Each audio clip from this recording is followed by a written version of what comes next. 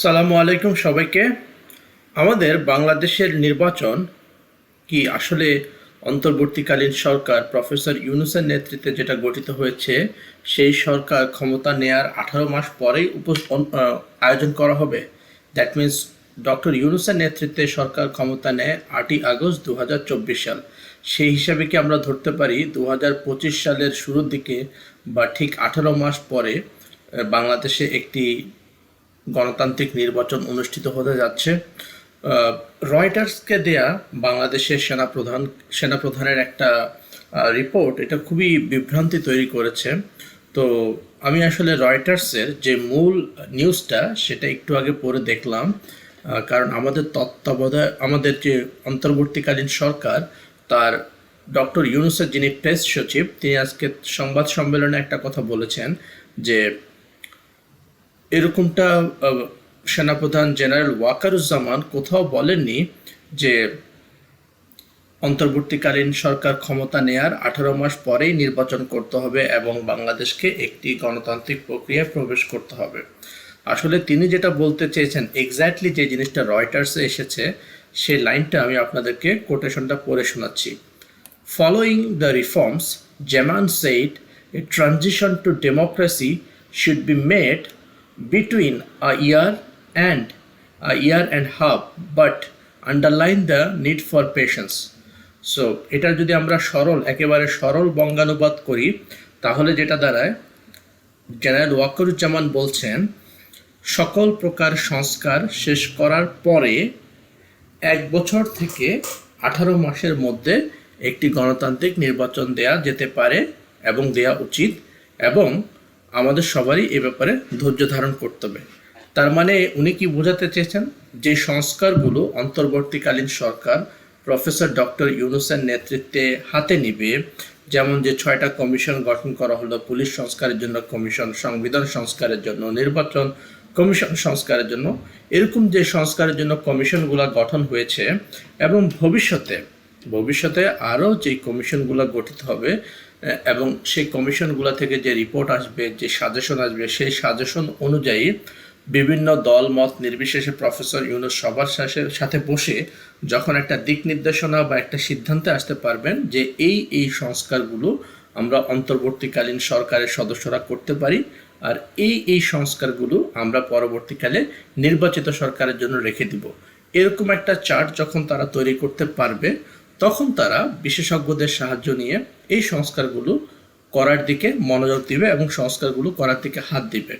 এবং যে সংস্কারগুলো সরকার মানে অন্তর্বর্তীকালীন সরকার সিদ্ধান্ত নিবে যে তারা করবে, সেই সংস্কারগুলো সবগুলো শেষ হওয়ার পরে মিস্টার ওয়াকারুজ্জামান বলছেন এই সংস্কারগুলো শেষ হবার পরে 1 বছর থেকে 18 মাসের মধ্যে একটা গণতান্ত্রিক প্রক্রিয়ায় নির্বাচন দেওয়া যাবে। তার মানে আমাদের সংবাদ পত্রগুলো বা মিডিয়াগুলো যেগুলো বাংলাদেশে আছে তারা যখন এই রয়টার্সের এই যে বক্তৃতাটা বা রয়টার্সকে দেয়া এই যে সাক্ষাৎকারটা জেনারেল ওয়াকারুজ্জামানের সেটাকে যখন বাংলায় অনুবাদ করতে যায় তারা এই কনফিউশনটা বা দ্বন্দ্বটা তৈরি করে।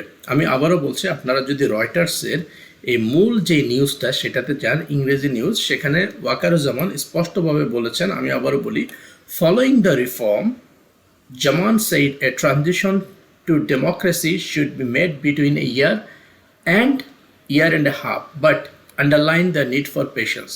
এটা আবারও বাংলা বলছি, জেনারেল ওয়াকারুজ্জামান বলছেন সকল সংস্কার শেষ করার পর 1 থেকে 18 মাসের মধ্যে মানে 1 বছর থেকে 18 মাসের মধ্যে আমরা একটা গণতান্ত্রিক প্রক্রিয়ায় নির্বাচনের দিকে যেতে পারি, এবং তিনি এটাও যোগ করেন এজন্য আমাদেরকে ধৈর্য ধারণ করতে হবে। আমি আশা করি বাংলাদেশের নিউজপত্রগুলো বা প্রিন্ট মিডিয়া এবং ইলেকট্রনিক মিডিয়াগুলোতে যেভাবে এই সাক্ষাৎকার নিয়ে বিভ্রান্তি ছড়ানো হয়েছে এবং সেই বিভ্রান্তির কারণে আমাদের দেশের মানুষ যেভাবে একটা মিসগাইডেড হয়েছে এই শোনার ব্যাপারে, নিউজটা ছড়ানোর ব্যাপারে, আশা করি আমার এই আলোচনা থেকে সেই বিভ্রান্তিটা দূর হবে। আপনারা যদি কেউ চান অবশ্যই নিজেরা সার্চ দিয়ে রয়টার্সে যে মূল নিউজটা আছে সেটা পড়তে পারেন। আপনাদেরকে বুঝতে হবে আপনারা যে নিউজ মিডিয়াগুলো দেখতেছেন বাংলাদেশি পত্রপত্রিকা, সেগুলো বাংলাদেশের পত্রপত্রিকা, তারা রয়টার্সের এই নিউজটা পড়ে সেটাকে বাংলায় অনুবাদ করে আপনাকে জানাচ্ছে। এখন কারো বুঝতে যদি সমস্যা হয় অনুবাদের সময়, এটা আসলে তার একান্ত নিজস্ব ব্যাপার এবং নিজস্ব সীমাবদ্ধতা। মানুষ মাত্রই ভুল করে, তাদেরও হয়তো বা ভুল হয়েছে। কিন্তু যাই হোক, আমি আপনাদেরকে মূল নিউজটা পড়ে শোনালাম এবং সেখানে উনি কী বলেছে, সবগুলো সংস্কার শেষ হবার পর 1 বছর থেকে 18 মাসের মধ্যে নির্বাচন হবে। সুতরাং আশা করি আপনারা আমি যে জিনিসটা বলতে চেয়েছি সেটা বুঝতে পেরেছেন এবং আপনারা এই বিষয়ে কী ভাবেন। আমি তো মনে করি এটা একটা খুবই চমৎকার কথা বলেছেন ওয়াকারুজ্জামান, কারণ আমি সবসময় আমার ভিডিওতে বলি যে আমাদের যে ছাত্র জনতার যে সম্মিলিত আন্দোলন, এই আন্দোলনে কোথাও তারা বলে নাই যে তাদের একটা নির্বাচন দরকার, এই সরকারকে সরায় একটা গণতান্ত্রিক সরকার এনে তাদের নির্বাচন দিয়ে তাদের হাতে ক্ষমতা দিতে হবে। এটা কখনোই কখনোই কখনোই তাদের কোনো চাওয়া পাওয়া ছিল না, বরং তাদের চাওয়া পাওয়া ছিল বাংলাদেশ রাষ্ট্রের মধ্যে যে পচন ধরেছে, যে ঘুণে ধরেছে, সেই রাষ্ট্রের যে কাঠামোটা সেটাকে ঠিক করা। এবং তাদের যে দাবি দেওয়া ছিল সেই চাওয়ার মধ্যে এই যে রিফর্ম করা বা রাষ্ট্রের কাঠামো ঠিক করা, এটা তারা আর গতানুগতিক যে রাজনৈতিক দলগুলো আছে, আওয়ামী লীগ বলেন বা বিএনপি বলেন, তাদের উপর তারা ভরসা করতে পারে না। ব্যক্তিগতভাবে আমি নিজেও এসব কুলাঙ্গার রাজনৈতিক দলের সদস্যদের উপর বিশ্বাস করতে পারি না। সংস্কার অবশ্যই আমাদের দরকার, তবে আমরা চাই না সেটা রাজনৈতিক দল এসে সংস্কার করুক। তারা কি করবে সেটা আমরা খুব ভালো করেই জানি। আমরা চাই প্রফেসর ইউনূসের নেতৃত্বে যে বাংলাদেশ একটা অন্যতম উচ্চতায় চলে গেল, বাংলাদেশ যে বিশ্ব দরবার একটা নতুন মর্যাদা পেয়েছে, এই যে এরকম একজন মানুষ আমরা চাই এই প্রফেসর ইউনূসের আন্ডারে এবং এই নির্দলীয় অন্তর্বর্তীকালীন সরকারের অধীনে সবগুলো সংস্কার হোক। দর্শক, আপনারা কি মনে করেন আমাকে কমেন্টে জানাবেন এই ব্যাপারে অবশ্যই। আমি আশা করি আপনারাও আমার সাথে একমত হবেন। আমরা এই অন্তর্বর্তীকালীন সরকারকে সাপোর্ট দিতে চাই এবং তাদের নেতৃত্বে সবগুলো সংস্কার হোক, আমরা সেটা চাই। আরেকটা জিনিস আমি বলতে পারি যে এই যে নির্বাচন নিয়ে এত বেশি তাড়াহুড়া করা, এটা রাজনৈতিক দলগুলোর লক্ষ্যই হচ্ছে ক্ষমতা যাওয়া, আর ক্ষমতা যাওয়ার সবচেয়ে নির্ভরযোগ্য এবং বিশ্বস্ত উপায় হলো নির্বাচনের মাধ্যমে যাওয়া।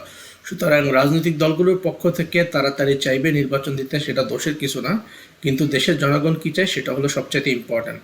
আমি এবং আমরা দেশের সাধারণ মানুষ চাই আগে পূর্ণাঙ্গ সংস্কার, রাষ্ট্র কাঠামোর মেরামত, তারপরে যেটা জেনারেল ওয়াকারুজ্জামান বলেছেন 1 বছর থেকে 18 মাসের মধ্যে পরবর্তীকালে আমরা নির্বাচনে যাব। তো ওয়াকারুজ্জামানের এই বক্তব্য নিয়ে, রয়টার্সকে দেওয়া এই বক্তব্য, এটা নিয়ে সন্দেহের কোনো অবকাশ থাকা উচিত নয়। আমি আপনাদেরকে রিকোয়েস্ট করবো মূল যে নিউজটা আছে দয়া করে সেটা পড়ে আসুন, সেটা পড়ে আসুন। আর আমার যেটা মনে হয় যে নির্বাচনের জন্য আমরা আসলে সংস্কারের আগে নির্বাচন দিয়ে বা রাষ্ট্র কাঠামো মেরামতের আগে নির্বাচন দিয়ে কোনো লাভ হবে না। এটা শুধুমাত্র 100 খুন থেকে আর 100 খুনের কাছে ক্ষমতা হস্তান্তর করা ছাড়া আর কিছুই না। তো আমাদের কোমলমতি শিক্ষার্থীরা চায় আগে সংস্কার, আমরা সাধারণ মানুষ যারা আছে আমরা চাই সংস্কার, নির্বাচন নিয়ে আমরা পরে ভাববো। আমাদের কোনো রাজনৈতিক দলের সাহায্য এই জন্য প্রয়োজন নাই। আমরা চাই আগে সংস্কার, পরবর্তীতে নির্বাচন। ওকে, আল্লাহ হাফেজ, সবাই ভালো থাকুন, আসসালামু আলাইকুম।